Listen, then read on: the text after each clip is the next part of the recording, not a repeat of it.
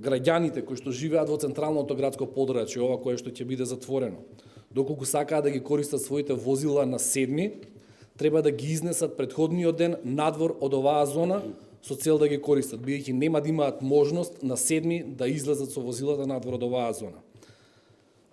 Апелираме сите граѓани кои живеат на територија на град Скопје да користат автобуски превоз. Автобускиот превоз, градскиот автобуски превоз на ЈСП, тој ден е бесплатен за сите.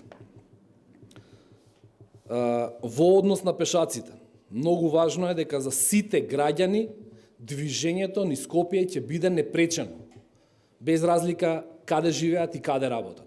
Тоа значи дека сите граѓани кои што работат во овој делот на центарот на градот Скопје, кој што ќе биде затворен за сообраќај, можат непречено да влегуваат без разлика дали одат на миса или не одат на миса. Што значи непречено е движењето.